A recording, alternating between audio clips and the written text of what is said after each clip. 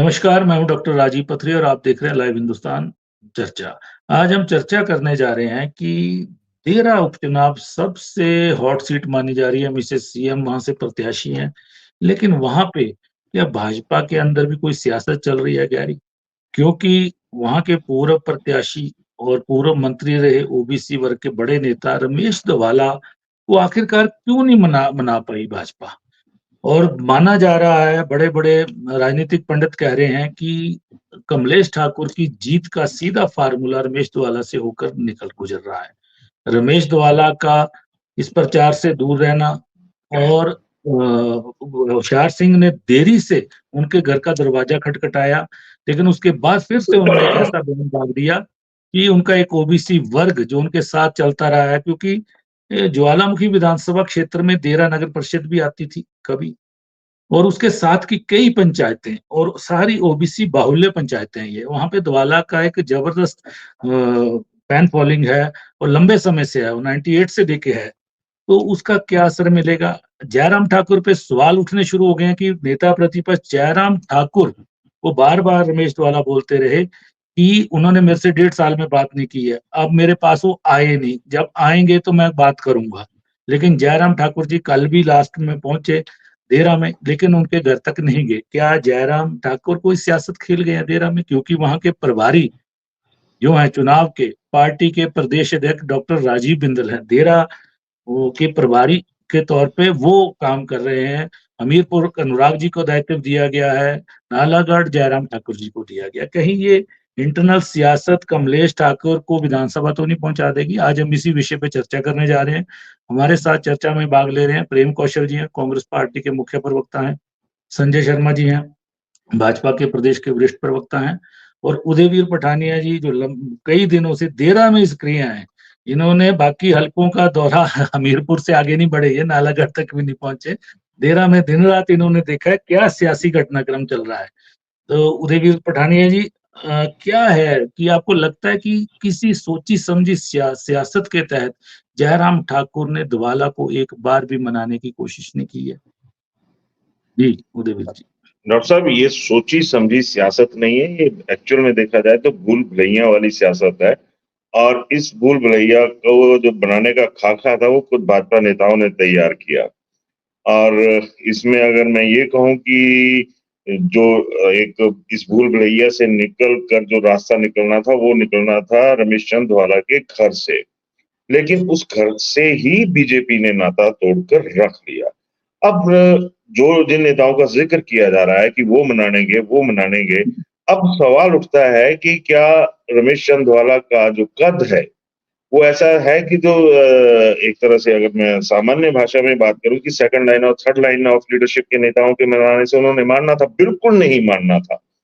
बिल्कुल। क्योंकि जो सेकंड लाइन ऑफ लीडरशिप है और फ्रंट लाइन जो फर्स्ट लाइन में आने के लिए इस वक़्त बुरी तरह से बौखलाई हुई है भाजपा की, उन्हें ये लग रहा है कि अगर वन बाय वन अगर कांगड़ा की जो पुरानी एस्टेब्लिश लीडरशिप है अगर उसको खत्म किया जाए तभी उनकी वैल्यू बनेगी। और ओबीसी खाते से रमेश चंद्र धवाला की ऐसी शख्सियत है, ऐसी एक सियासी हैसियत है कि वो एक दम रखते हैं उस चीज का। तो जब वन बाय वन चीजें खत्म करनी है तो एक मैं तो यही कहूंगा कि ढोंग ही हुए, चाहे वो भाजपा के नेता मनाने गए, वहां पे उनके जो फोटोग्राफ्स जो वीडियो सामने आए वो भी यही बता रहे थे कि यहाँ पर सिर्फ एक ढोंग दिखा करने के लिए, ये दिखाने के लिए कि हम धवाला साहब के आगे जाके नतमस्तक हुए, उन्हें मनाने की कोशिश की, वो नहीं माने। इससे बड़ा क्या एक दुर्भाग्य कहा जाएगा देहरा का, भाजपा का। देहरा में पूरी हिमाचल की भाजपा का दुर्भाग्य यहाँ पे ये दिखता है कि होशियार सिंह अंतिम पलों में धवाला साहब के पास जाते हैं और वहां पर जो वीडियो जारी होता है, जो फोटोग्राफ्स निकल के आती हैं, उसमें जबरन इस तरह से उनकी कलाई को पकड़ा गया होता है, धवाला साहब की हाँ, कलाई को। विक्टिम बनाया जाता है हाँ, जबरदस्ती कलाई जबरदस्ती, पकड़ के। जबरदस्ती। पूरा तो आर्टिफिशियल जैसा वीडियो बनाया जाता है। जी। बिल्कुल। और आत्मीयता का कोई भाव ही नहीं है। सियासत में तो खैर आत्मा होती नहीं, मर गई होती है सब सियासत के लोगों की। लेकिन जब ढोंग करना होता है तो उसमें भी आत्मीयता कहीं न कहीं दिखती है। तो एक बड़े चरणबद्ध तरीके से धवाला के पर काटने के लिए उनके पाँव की तरह से जो ज़मीन है, जो इनको लगता है भाजपा के नेताओं को कि हमारी वजह से है, तो उस ज़मीन को भी एक तरह से खींचने की कोशिश तो बड़ी जबरदस्त हुई। लेकिन बावजूद इसके धवाला साहब का अड़े रहना इन सारी चीजों पर, एक तरह से टिके रहना, तो ये तो बता रहा है कि धवाला साहब ने जो एक ह्यूमन कैरेक्टर होता है, और कम से कम पॉलिटिकली बिल्कुल वो कैरेक्टर खत्म हो चुका है। उसमें चाहे वो नेगेटिविटी वाला एक अकॉर्डिंग टू भाजपा गए तो एक नेगेटिव कैरेक्टर ही मान लीजिए, तो वो भी उन्होंने बड़ी बखूबी से निभाया है। इस चीज से भी इनकार नहीं किया जा सकता। डॉक्टर साहब जी, अभी ओबीसी नेता काफ़ी धर्मशाला के भी पूर्व प्रत्याशी जिन्होंने अभी निर्दलीय चुनाव लड़ा, राकेश चौधरी, और कुछ उनकी एक सभा है, आपको पता है, किर्त बात महंगी चाहंग, बात इस तरह के बड़े हाँ जी, हाँ जी। लंबा चौड़ा नाम है इनका, ठीक है, इनकी सभा का। बाती उसके माँ सभा। पदाधिकारी काफ़ी कांगड़ा जिला के, और ये सारे उनके घर पे पहुँचे हैं। ये हम्म, सियासी रंग आपको तो ये तो नहीं लग रहा कि कहीं ये इस चुनाव को प्रभावित करने की कोशिश थी? और क्योंकि जब होशियार सिंह वहां पहुंचे तो जबरदस्ती वाला वीडियो पोस्ट हुआ कि धवाला मान के, अगले ही दिन धवाला के घर में ही एक वीडियो बना, उसमें पूरी जो चर्चा है वो भी वायरल कर दिया गया, और धवाला साहब ने सारी बातों को पलट के फिर से हाईकमान को, अपने भाजपा के नेताओं को, और खासकर नेता प्रतिपक्ष जयराम को फिर से कटघरे में खड़ा कर दिया। बिल्कुल। कहीं कोई हैंडशेक तो नहीं है ये कांग्रेस के साथ आप दे- बाजवा लगी? आप देखिए डॉक्टर साहब, थोड़ा सा फ्लैशबैक में चलिए। पवन काजल की एंट्री हुई किसके जरिए हुई? बीजेपी में बिल्कुल। जयराम जी, ठीक है। जी। वो एक कदावर यंगस्टर जिसको बोल सकते हैं, ओबीसी लीडर के तौर पे निकल चुके हैं, और वही उसका जो कद होता है, तो पवन काजल ने सदन में सामने बैठे चौधरी चंद्र कुमार को ये कहा था कि भाई साहब, अगर मैं बीजेपी में नहीं आया होता तो आप उस पद पे नहीं बैठे होते, आप कैबिनेट रैंक के मिनिस्टर नहीं होते, मैं मिनिस्टर होता, तो आप मेरा थैंक्स करें। जी। इसी तरह से अब बात वहीं पे आ गई कि अगर वो पवन काजल को स्टैब्लिश करना है फ्यूचरिस्टिक नेता के रूप में कि आने वाले अगर ओबीसी खाते से कोई नेता है तो वो सिर्फ पवन काजल हैं, तो इसके लिए जरूरी हो जाता है कि रमेश चंद धवाला का कत्ल भी हो, सरवीन चौधरी का कत्ल भी हो। मतलब सियासत में ये जो कत्लो गारत है ये रुकती नहीं है। तो बीजेपी एक तरह से, कोई बीजेपी हर तरफ एक तरफा वो सफाई नहीं कर रही है कि कांग्रेस से 6 ले आए या 3 बागी भी अपने साथ जोड़ लिए। दरअसल ये जो कत्लो गारत है, अब ये कैडर के अंदर भी शुरू हो गई है कि इस तरह से उसको मैनेज करो, उसको मैनेज करो। तो रास्ते अगर आप एक फ्रंट लाइन के साफ कर रहे हैं, तो उसके साथ आपको साइड में जो अगर छोटी सी पगडंडी है, उसको भी सड़क में अगर परिवर्तित करना है, तो बीच में जो बड़ी हर्डल्स हैं, उन्हें साफ करने की जरूरत रहती है। और यहाँ पर ये साफ नजर आ रहा है कि धवाला साहब के साथ उन एक बहुत बड़ा नाम रहा है धवाला साहब का ओबीसी की पॉलिटिक्स में, और वैसे भी ओवरऑल विभिन्न तबकों में भी। तो वहां पर जाकर ये लगता है कि अब जो होने वाला है, नतीजे चाहे जो मर्जी रहे, कांग्रेस बीजेपी जो मर्जी जीते, लेकिन भाजपा के अंदर इसका जो नुकसान है वो बहुत बड़ा होने जा रहा है। डॉक्टर साहब जी, लेकिन इसका सियासी नुकसान कहीं न कहीं होशियार सिंह को जानबूझकर तो नहीं करवाया जा रहा। क्योंकि अगर जयराम ठाकुर एक बार पहल कर देते, तो ज़ाहिर है धवाला मान भी जा सकते थे। क्योंकि वहाँ पे नालागढ़ में देखिए लखविंदर जी को मना लिया, विजयपाल सुआरू हमीरपुर से निर्दलीय तौर पे खड़े हो रहे थे, उनको मना लिया। लेकिन जहाँ पे डॉक्टर राजीव बिंदल प्रभारी हैं, वहाँ पे नेता प्रतिपक्ष जयराम ठाकुर जी ने क्यों कोशिश नहीं की धवाला जी को एक बार भी, और धवाला जी बार-बार बोल रहे हैं कि मेरे को एक बार भी नहीं बोला उन्होंने। उनकी गर्ज ही उनकी यही थी, मुझे लगता है। बिल्कुल, क्योंकि अब मैं वही बात आ गई सर, मैंने आपको पहले ही बताया कि ये जो भाजपा के भीतर की लड़ाई है बहुत आगे तक है। वो अभी तक किसी को नजर नहीं आ रही है। एटलीस्ट अगर वो कहें कि पब्लिक प्लेटफॉर्म पे, पब्लिक डोमेन में वो लड़ाई नजर नहीं आ रही है, लेकिन ये सच है कि ये जो 3 प्रभारी बनाए, चुन चुन के बनाए गए, जयराम ठाकुर हो, चाहे अनुराग ठाकुर हो, चाहे डॉक्टर राजीव बिंदल हो। अब अ, अनुराग ठाकुर पर कथित तौर पर भाजपाइयों द्वारा ही हल्ला डाला जा रहा है कि अगर अनुराग ठाकुर को केंद्रीय नेतृत्व में मंत्रिमंडल में जगह नहीं मिली तो उनको वो सजा मिली है जो कि राजेंद्र राणा की हार थी, और उसी वजह से पनपे हुए वो हालात थे। एक पक्ष डिक्लेयर कर दिया उन्होंने कि सजा मिल गई भाई अनुराग ठाकुर को, हालांकि हाँ, रीजन ये कुछ और भी हमीरपुर हो में सकते हैं। बड़ी चर्चा है, हमीरपुर ऊना में बहुत चर्चा है इस बात की। मैं वही बता रहा हूँ। और बीजेपी कांग्रेस या विरोधी पक्ष के कुछ अन्य लोगों को, बाकी सबको छोड़ दिया जाए, तब इसका सबसे ज्यादा शोर जो है वो भाजपा के नेता मचा रहे हैं, और वो भी गुट विशेष के नेता जो हैं, जो बकाया अगेंस्ट अनुराग ठाकुर या धूमल फैमिली के अगेंस्ट जो लोग हैं, वो इस चीज को हवा दे रहे हैं कि अनुराग ठाकुर को सजा दे दी गई। अब वही बात आ गई, अब इसी श्रेणी में आ रहे हैं डॉक्टर राजीव बिंदल भी। अब राजीव बिंदल देखिए, देहरा की बात करें तो वो ये भी एक सच्चाई है कि वो बहुत बढ़िया एक रिफाइंड लीडर है संगठनात्मक लिहाज से, संगठन के इससे उनकी वाणी भी बहुत बड़ी है, उनकी सारी चीजें बहुत बड़ी है। लेकिन एक बार भी डॉक्टर राजीव बिंदल ने देहरा में उस फैसले को नहीं पलटा या उस मुहिम को नहीं पलटा जिसमें जो होशियार सिंह चाहते थे उसके मुताबिक वो उन्होंने कर दी चीजें। बवाल नहीं काटा, अगर अपने 4 लोगों को निकालने पड़ा पार्टी से तो उन्होंने निकाल दिया। उनसे ना किसी से स्पष्टीकरण मांगा गया, ना कुछ किया गया, उनको निकाल के रख दिया। तो जाहिर सी बात है कि यहाँ पर डॉक्टर राजीव बिंदल ऐसा कोई रिस्क लेने के लिए तैयार नहीं है कि उनकी जो आगे भविष्य की राजनीति है उसके ऊपर कोई असर पड़ रही। तो डॉक्टर राजीव बिंदल और जयराम ठाकुर के बीच में जब सरकार थी, सारी चीजें थी, कैसे संबंध थे, वो सबको पता है। तो हिसाब बराबर करने वाली बात तो हो सकती है, क्योंकि डॉक्टर राजीव बिंदल जो रजा उनको दिखाई जा रही है, रजा बताई जा रही है, उसी में अपनी रजा रख रहे हैं, वो कुछ नहीं कर रहे उसमें। जहां उनको बोल रहा है कि बिंदल जी को पहले भी निपटाया जा चुका है जब जयराम जी मुख्यमंत्री थे, वो जग जाहिर बात है, लेकिन वो उन्हीं के संबंधों से आगे चलिए तो आपके पास बाद में आता हूँ। संजय जी से लेते हैं प्रश्न, क्योंकि इनके अध्यक्ष और इनके नेता प्रतिपक्ष के बारे में चर्चा हो रही है। संजय जी, दवाला को निगलेक्ट करने की कोशिश जयराम ठाकुर जी लगातार कर रहे हैं, क्योंकि वो ठीक कहा इन्होंने कि पवन काजल के रूप में एक ओबीसी का एक नेता तैयार करने की कोशिश हो रही है। पवन काजल कितने कामयाब होते हैं ये बात की बात है।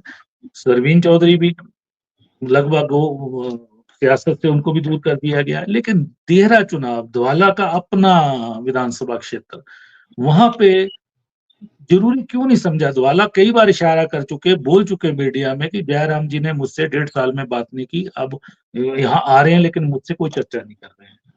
और राजनीतिक सियासी पंडित यही मानते हैं कि अगर कमलेश ठाकुर की जीत होगी तो वो इसी फैक्टर से होगी, दवाला फैक्टर से होगी। तो क्यों नहीं उस फैक्टर को साधा गया? जी संजय जी। डॉक्टर साहब, मुझे तो ये पूरी चर्चा जो है वो इसमें कहीं भी कोई ऐसा वो नहीं आता कि लगता कि ये ढाला केंद्रित सारी जो है रमेश ढाला जी को केंद्र बना करके पूरी चर्चा को चलाया जाए। मुझे तो लगता था कि शायद आज ये चर्चा होगी कि इस चुनाव का, क्योंकि चुनाव के भीतर वोटिंग होनी है और 13 तारीख को परिणाम निकलने हैं, तो किस तरह से ये पूरा चुनाव गया इसके ऊपर चर्चा होती तो ज्यादा बेहतर रहता। जहां तक ढाला जी की बात है, और हमारे मित्र उदयवीर पठानिया जी ने सेकंड लाइन ऑफ लीडरशिप और इसकी मैं आपको बताना चाहूंगा कि इस चुनाव के प्रभारी जो है वो विधानसभा के पूर्व अध्यक्ष और विपिन परमार जी को बनाया गया था, और वो प्रभारी हैं भी, ठीक है। और उन्होंने सबसे पहले चुनाव का, जब चुनाव की शुरुआत होती है, विपिन परमार जी अपने कुछ साथियों के साथ सबसे पहले उनको मिलते हैं। और विपिन परमार सेकंड लाइन के लीडर नहीं है, वो प्रथम लाइन के ही लीडर हैं। 1995 में उन्होंने ढाला जी से पहले जो है, रमेश ढाला जी से पहले उन्होंने चुनाव सुलह से लड़ा था। तो इसलिए कि कौन फ्रंट लाइन, फर्स्ट लाइन का है, कोई सेकंड लाइन का है, भारतीय जनता पार्टी के अंदर हर एक कार्यकर्ता की, चाहे वो बूथ का कार्यकर्ता है, चाहे वो मुख्यमंत्री के पद के ऊपर बैठा हुआ कार्यकर्ता है, सब बराबर होते हैं। जिसकी आवश्यकता जहां पर पड़ती है उसका उपयोग वहां पे पार्टी करती है। तो इसमें first line, second line, third line ऐसी कोई नजीर जो है वो हमारी पार्टी के भीतर में नहीं है। जहां हमारे जिस कार्यकर्ता की, चाहे वो पंच है, चाहे वो पंचायत का प्रधान है, जिसकी आवश्यकता अगर उसकी प्रदेश स्तर पे भी पड़ती है तो हम उसको वहां तक लेकर के जाते हैं।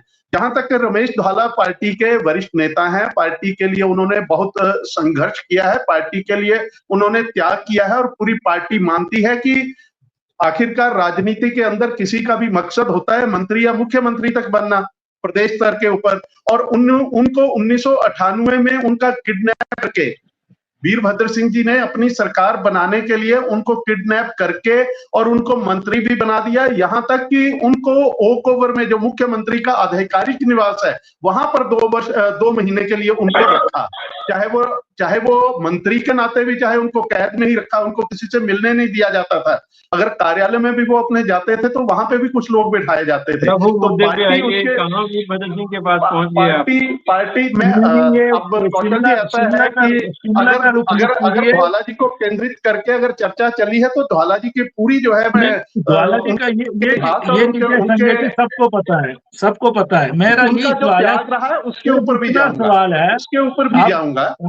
आप उनका त्याग भी, समर्पण सब बता रहे हैं, लेकिन ये बताइए कि इसमें कांग्रेस पार्टी ने क्या किया है, कांग्रेस पार्टी ने क्या किया था, मैं उस तरफ भी जाना चाहता हूँ कि किडनैप करके कांग्रेस पार्टी की सरकार बनाने की कोशिश वीरभद्र सिंह ने की थी, लेकिन रमेश ज्वाला ने सरकार के द्वारा दी गई सभी सुविधाओं को, मंत्री पद से लेकर के मुख्यमंत्री आवास तक, सबको ठोकर मारी थी। यह उनका त्याग था और पार्टी के लिए समर्पण था कि मुख्यमंत्री बनने के बावजूद जो है वो उन्होंने भारतीय जनता पार्टी की सरकार बनाने में अपनी महत्वपूर्ण भूमिका निभाई है। और जहां तक पार्टी का सवाल है, पार्टी के आप कहते हैं कि जयराम जी नहीं गए या दूसरे, अब ये क्या ऐसा लगता है कि हर चर्चा जो है वो मीडिया में आनी चाहिए कि जयराम जी गए या नहीं गए, जयराम जी की बात हुई या नहीं हुई? ये सारी चर्चा जो है वो मीडिया को केंद्र बना करके भारतीय जनता पार्टी नहीं चलाती है।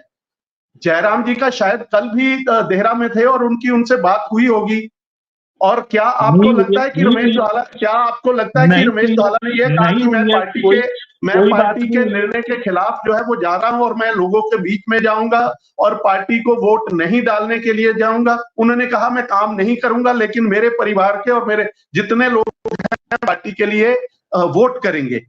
ये भी उनका समर्पण है, ये भी उनका समर्पण है। अब जो निर्णय हुए हैं वो निर्णय जो है वो ना तो ज्वाला जी की कौन चुनाव लड़ेगा या किस तरह से होशियार सिंह जी जो है किस तरह से उन्होंने भी पद को त्यागा है, विधायक के पद को त्यागा है और पार्टी की राष्ट्रीय हाईकमान ने उनको टिकट दिया है, तो वो पार्टी के उम्मीदवार है। और उसके बाद बहुत से ऐसे चाहवान हो सकते हैं जिनको ट्रैक पे रहिए, सुनिए, ट्रैक पे रहिए, आप ट्रैक पे भटक रहे हैं।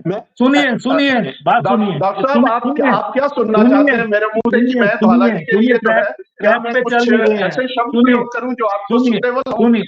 नहीं, सुनिए मेरी बात। आप कह रहे हैं कि ज्वाला जी का समर्पण रहा, सब कुछ रहा। यार ज्वाला जी इतने भी उनकी राजनीतिक कद नहीं था कि जयराम जी उनके घर पे पहुंच के 5 मिनट चर्चा कर लेते। दूसरी बात, मुख्यमंत्री राजेश शर्मा जी के होटल में पहुंचे हैं, जहां उन्होंने घर भी बना रखा है, और मना के ले आते हैं। क्या जयराम जी के पांव वो भी उसको भी मैं चर्चा में आगे चर्चा में लाऊंगा कि किस तरह से मनाया गया है। जी नहीं, गाड़ी उनके घर तक जाती है, पैदल भी नहीं चलना था कि कहीं दूर घर था ज्वाला जी का, तो विसार दिया आपने बड़े नेता को कहीं ना कहीं। चर्चा बिल्कुल श्रीकांत जी, आप ये देखिए, डॉक्टर श्रीकांत शर्मा जो है वो भारतीय जनता पार्टी के प्रभारी हैं। श्रीकांत जी देहरा में आते हैं, श्रीकांत प्रभारी के नाते भी और श्रीकांत जो है वो पार्टी के कार्यकर्ता के नाते भी वो उनके घर में जाते हैं, उनसे बातचीत करते हैं। जहां पे प्रभारी जाता, आप क्या चाहते हैं कि हर कार्यकर्ता उठ करके, हर नेता उठ करके उनके पास जाता है? उन्होंने अपना दृष्टिकोण जो है वो स्पष्ट कर दिया था कि वो पार्टी, उदयवीर पठानिया जी उनका इंटरव्यू करके आए थे, उदयवीर जी भी बता सकते हैं क्या उन्होंने पार्टी के खिलाफ जाकर के या पार्टी के अपने लोगों को वोट नहीं करने के लिए, अपने समर्थकों को वोट नहीं करने के लिए कहीं उन्होंने कहा हो? उन्होंने कहा है कि ठीक है जो भी हुआ है, मेरे पास कुछ लोग आए हैं, मिले थे, ठीक है, और मैंने अपना मन बनाया हुआ है कि मैं प्रचार नहीं जाऊंगा। या तो उन्होंने ये कहा हो कि आप कोई एक ऐसा वो बना दीजिए। अब ठीक है कि हर जो पार्टी तय करती है या जो मुख्यमंत्री जी ने, पूर्व मुख्यमंत्री जी ने या प्रदेश अध्यक्ष ने, सबने मिलकर के जो निर्णय लिए हैं कि ज्वाला जी हमारे सम्माननीय नेता हैं और ज्वाला जी के पास जो है वो पार्टी के प्रदेश के प्रभारी जो है वो आए हैं और चुनाव के प्रभारी सबसे पहले चुनाव के नॉमिनेशन से पहले भी जो है वो जाकर के मिलकर के आते हैं। ज्वाला जी ने स्वयं कहा कि मैं जाऊंगा, मैं मिलूंगा, जो भी चर्चा होगी, जो भी मेरा मन होगा, वो मैं करूंगा। सुन लिया। उदयवीर जी बोलना चाह रहे थे। उदयवीर जी, आपको कुछ याद आया? ये भी कह रहा था, आनंद ले रहे हैं। नहीं, संजय भाई ने कहा कि ये चर्चा जो थी ये मतलब इतनी सारगर्भित नहीं था विषय कि उसको वैसे रखा जाता।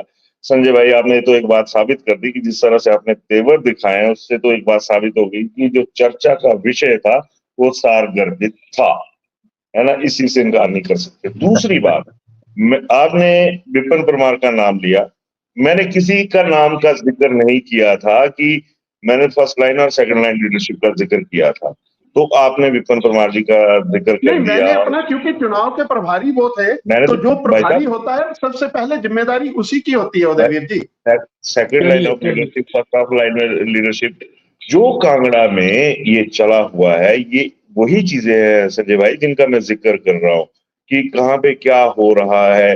अब अगर उसी इंटरनल पॉलिटिक्स पे जाना हो तो भाई संजय भाई आप भी कम शिकार नहीं हो इस चीज के। आपकी ना जाने कितनी बार बलियां जो है वो बीजेपी ले चुकी है, इस चीज से भी इनकार नहीं किया जा सकता। बट खैर एक कल्चर होता है संगठन का, आपने उसके हिसाब से ठीक बोला। तो वही चीज आ गई डॉक्टर साहब, मैं इसीलिए यहाँ पे रोक रहा था कि पहली बार सरेआम ये चीज सामने आ गई कि धवाला साहब के अगर है मानिए सियासत में दुश्मन है तो कौन है, किन की वजह से जो बात जो थी वो आगे बढ़ी। अगर आपने 1.5 साल में जयराम ठाकुर की उन्होंने बात नहीं की, अगर वो मुद्दा रखा, तो मुद्दा यहाँ पर भी जो बीजेपी है कांगड़ा के अंदर वो भी कोई सही परिस्थितियों में नहीं है, क्योंकि डॉक्टर राजीव भारद्वाज को टिकट मिलने के बाद जो बीजेपी में एक गुट काम कर रहा था वो भी साइडलाइन हो चुका है। अब उस गुट में से एक नेता आगे निकल कर आने की कोशिश कर रहे हैं। तो मैं इसी का जिक्र कर रहा था कि आने वाले वक्त में बीजेपी के भीतर एक बहुत बड़ा बवाल और धमाल जो है वो दोनों मचेंगे। डॉक्टर साहब जी, चलिए प्रेम जी बड़े सहम से सुन रहे हैं हम लोगों को। प्रेम जी, दवाला जी का ठीक है, एक अनदेखी की जा रही है, और दवाला जी की एक हर बार उन्होंने चर्चा में कह दिया, बयानों में कह दिया कि जयराम जी क्यों नहीं आ रहे, क्योंकि उनका ये था कि जयराम जी मनाए मुझे, एक बार वो मुझे मनाए, फिर मैं अपना 5 साल की जो गिले शिकवे हैं उनके साथ बैठ के दूर करूंगा।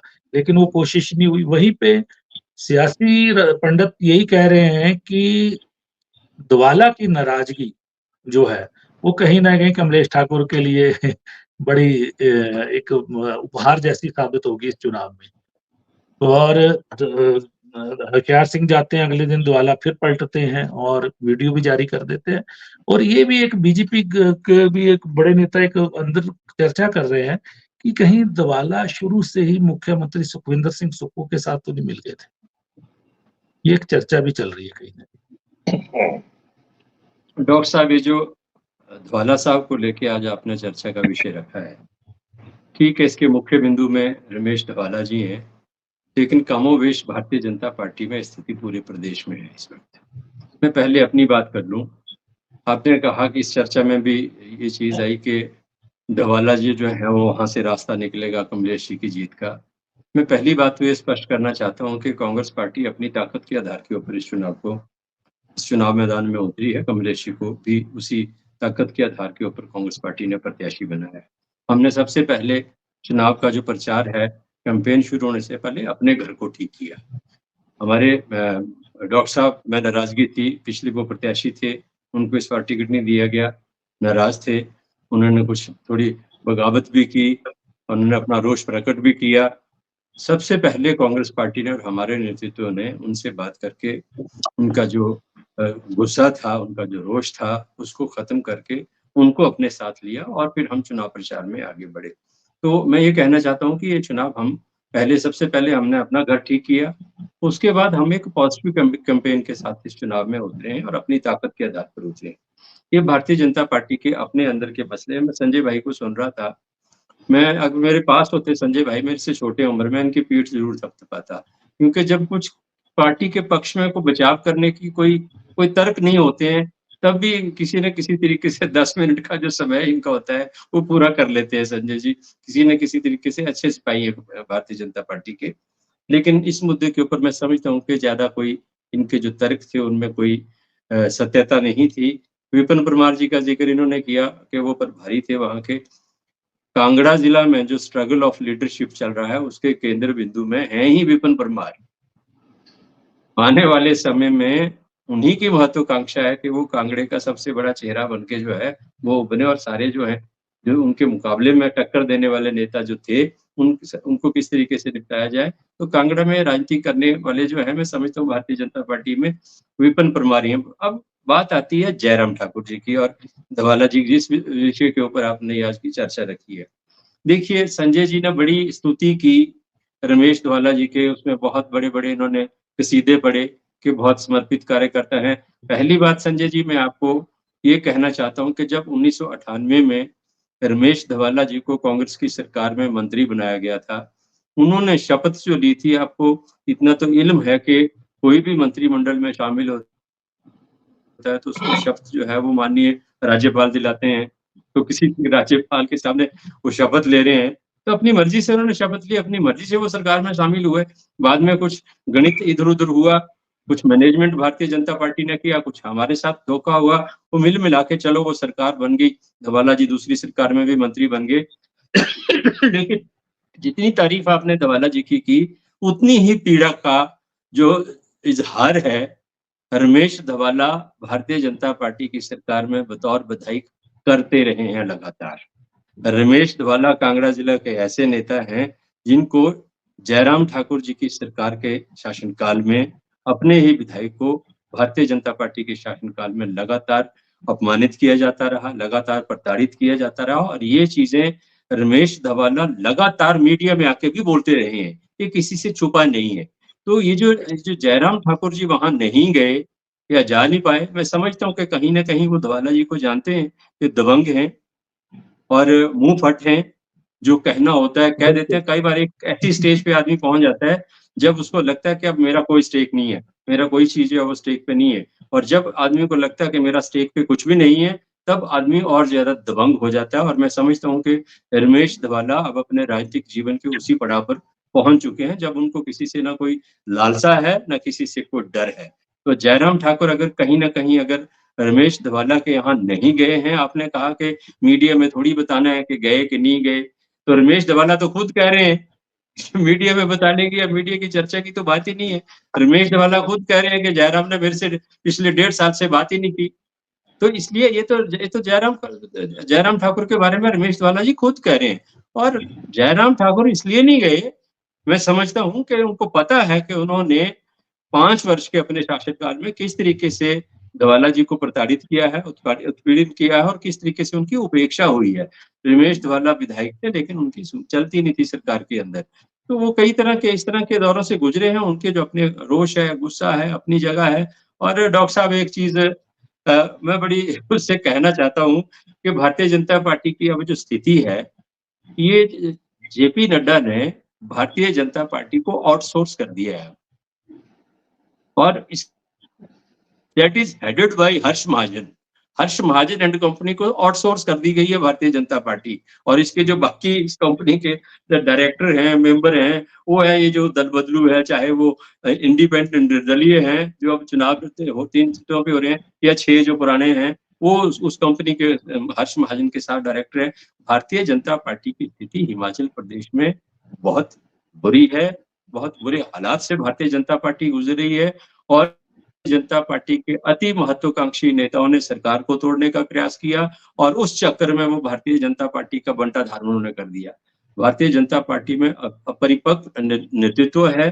भारतीय जनता पार्टी में इस वक्त एक दूसरे को निपटाने की जो राजनीति है वो चल रही है। कांग्रेस पार्टी प्रदेश में सकारात्मक पॉलिटिक्स कर रही है। हम तीनों चुनाव जो है वो अपने पॉजिटिव कैंपेन के आधार के ऊपर लड़ रहे हैं। हमारी सरकार ने क्या काम किए हैं वो हमारा आधार है और ये जो सरकार को तोड़ने का प्रयास हुआ है, जो दल बदल किया है, धनबल की राजनीति हुई, ये हमारा मुद्दा है और सरकार आने वाले समय में किस एजेंडे पे काम करेगी वो हमारा मुद्दा है। ये भारतीय जनता पार्टी से कौन रूठा, किसको ये मनाएंगे, नहीं मानेगा कोई, ये भारतीय जनता पार्टी के आंतरिक मसले हैं। लेकिन क्योंकि आज आपने इस विषय को लेकर चर्चा रखी थी, तो मैं ये कहना चाहता हूँ कि जो धवाला जी का उदाहरण आपने दिया, कमोबेश पूरे प्रदेश में यही स्थिति है। आने वाले समय में भारतीय जनता पार्टी की स्थिति और विस्फोटक होने वाली है हिमाचल प्रदेश के अंदर। डॉक्टर साहब जी उदयवीर जी। मैं एक थोड़ी सी एक बार फिर माफी चाहूंगा संजय भाई से। संजय भाई, आपने एक बात कही कि मीडिया को बताने की जरूरत नहीं है। फिर आज जो होशियार सिंह का कांड हुआ, उस कांड तो क्या कहना, उसमें जो प्रकरण हुआ कि बीजेपी कांग्रेस के जो सरकार ने उनके पीछे दूसरे लोग लगाए हुए थे जो कि सिंपल सिविल में थे, तो जब ऐसी चीजें आती है तो मीडिया को कोसने शुरू हो जाते हैं।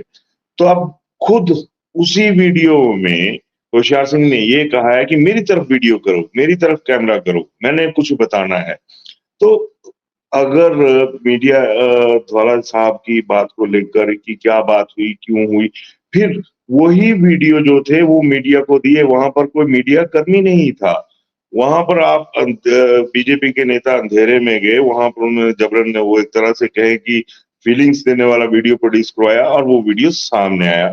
तो संजय भाई, ये सारी चीजें जो हैं वो कहीं ना कहीं मीडिया भी आप लोगों के साथ चलता है, हमारी भी मजबूरी है, अगर कहा जाए तो आपकी भी मजबूरी है। तो जब ये सारी चीजें होती हैं तो मीडिया एक अहम भूमिका में रहता है। आप ये अलग चीज है कि मेरा अगर मैं खुद सिर्फ मैं अपनी ही बात करूं, अगर मैं अपनी ही बात करूं तो ठप्पे हमारे ऊपर भी लगते हैं, इस चीज से भी इनकार नहीं किया जा सकता। तो मेरी एक रिक्वेस्ट रहेगी संजय भाई कि मीडिया को बताना जरूरी नहीं है, फिर ठीक है कि कहाँ पे क्या हो रहा है, जब आ रहा है तो फिर बीजेपी वाले भी और आप भी क्या कहते हैं कौशल भाई, आप खुद ही अपने एक प्लेटफॉर्म्स तैयार कर लीजिए। वही बात आ गई यहाँ पर कौशल भाई, मैं आपको भी थोड़ा सा बोलना चाहूंगा कि देहरा में कांग्रेस का संगठन नाम की चिड़िया नहीं है वहां पे, अगर उस हिसाब से देखा जाए तो चर्चा में ये बिंदु भी था कि कमलेश कुमारी को फायदा हो रहा है बीजेपी की नालायकियों की वजह से। तो आत्मचिंतन तो कांग्रेस को भी करना पड़ेगा कि क्या वजह रही कि वहां पे ऐसा नहीं है। तो बीजेपी अगर अपनी बेवकूफाना हरकतों की वजह से कर रही है तो दूसरी भी आप भी कोई बहुत बड़ा तीर नहीं है देहरा में इस मसले में। चलिए, ये तो फैसला लोग करेंगे, लेकिन एक बात से मैं सहमत हूं कि हमारे अंदर कुछ सांगठनिक कमजोरियां हैं और उनको दूर करने के लिए पार्टी काम करेगी। चलिए, उदयवीर जी ने एक बात बड़ी सही कही संजय जी की मीडिया और पॉलिटिशियन राजनेताओं का जो रिश्ता है ना, नाखून और मांस का रिश्ता है, ये कभी अलग नहीं किया जा सकता। लेकिन आपने नकारा है आज कहीं ना कहीं चर्चा में, थोड़ा सुन लीजिए पहले। मैं नकारा नहीं हूँ, देखिए जितना ये उदयवीर जी भी जानते हैं, थोड़ा सा शब्दों का हेरफेर हो जाता है कई बार, बात हमसे भी हो जाता है, आपसे भी हो जाता है। उदयवीर जी भी जानते हैं कि स्टूडेंट पॉलिटिक्स से लेकर के आज तक की राजनीति तक कितना मीडिया फ्रेंडली मैं रहा हूँ। आप ये मानते चलिए कि इतना